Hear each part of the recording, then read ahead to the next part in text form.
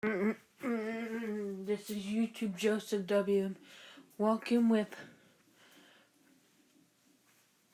oh, just ignored it. Walking with Octo Beast. Um, no longer tied to the water.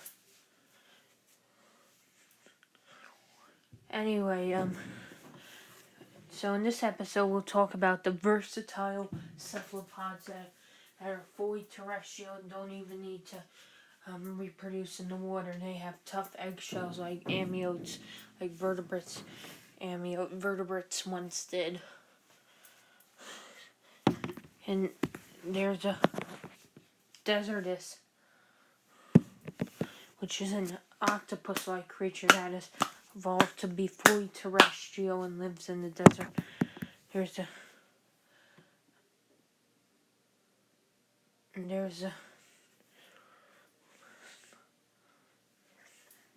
a desert list, not to be confused with desertist, and which is a nautilus that have evolved to be fully terrestrial and live in even the harsh desert like the desertist. And desert cuttlefish and the desert squid. Desert is what it's called. But what happened to most of the vertebrates? Most vertebrates are extinct because this is like 150 million years from now, 250 million years earlier. The biggest mass extinction the planet has ever seen happened. And the victims were the only tetrapod that survived were amphibians. A handful of amphibians made it through. But this is all the jawless fish, or at least say one or two species might have survived, but all the other ones are gone.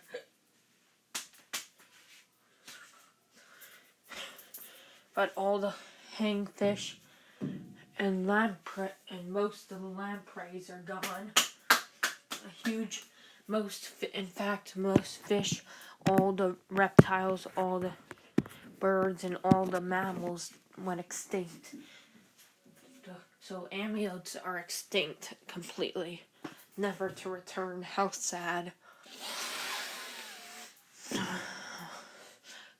But what caused this catastrophe? Well, volcanoes erupted under the sea off the coast of Africa and spewed out lava, pumice, pumice block, bomb, glass, volcanic bomb in block, ash, nucleic acid, or however you pronounce that, as well as gas, all in just 10 minutes, and then the eruption sent a huge tsunami towards the Bengal swamps, completely destroyed them,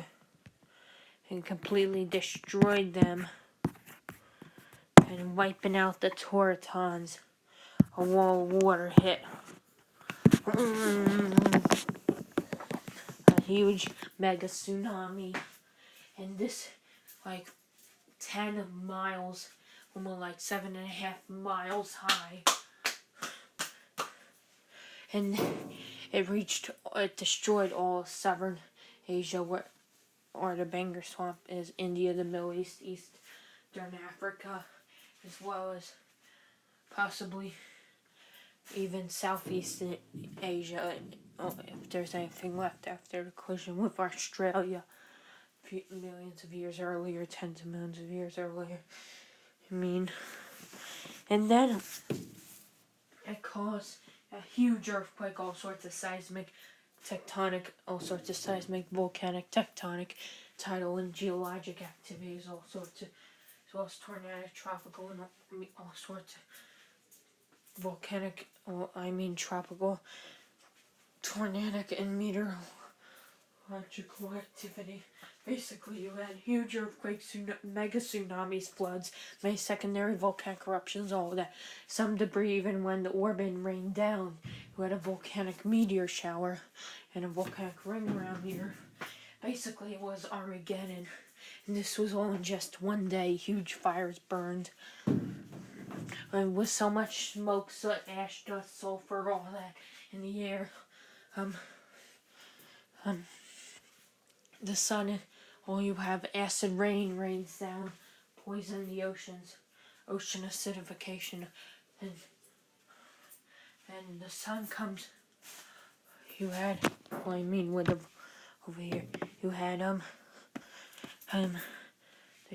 after the eruption the eruptions lasted for days or possibly a week or two. Then a week after the eruptions first began, like 10 days after the eruption began, they ended. Week after, so much smoke, soot, ash, dust, sulfur, all that in the air, it blocks out the sunlight. And then a month after eruptions happened, it was dark and cold, and it was dark for 3 weeks previously. Then a month, and then 2 months after the eruptions, the sun came back up, but it was a volcanic winter until 4 months after the eruptions. By this point, food chains have collapsed, both land and terrestrial, aerial, and aquatic food chains, as well as our Borneo food chains, collapsed. And that was the end of an era. And then the shutdown of the ocean currents happened, and I sage all that, and we could do a whole other video on that. Anyway, so now in the seas, most of the fish and amphibians are gone in the water. They've been replaced by silver swimmers. Most fish have been replaced by silver swimmers, and the fish replaced the birds.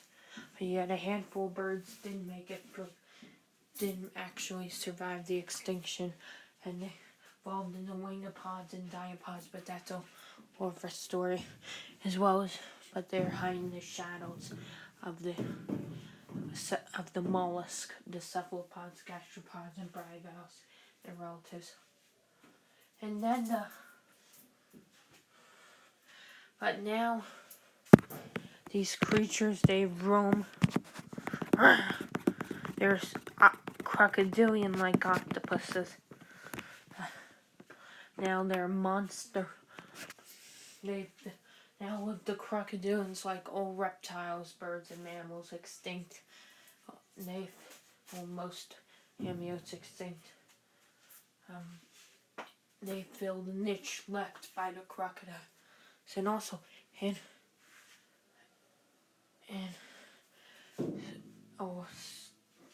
arthropods take the place of amphibians and reptiles on land and amphibious areas in water.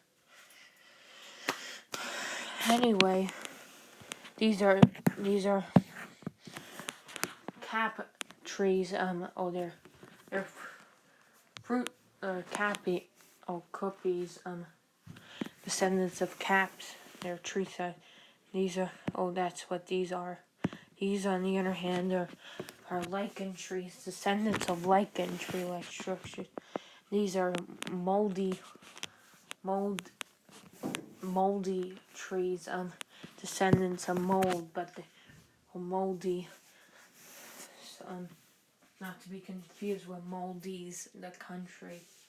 Moldy trees, or moldies, take the place of the woodlands, while the lichen trees take the place of the conifers, and then the other one, I forget what they're called, the cappies take the place of the jungle and rainforest. Anyway, Oh no, not there. Thank you for watching. Be sure to like, share, and subscribe as always. Bye bye.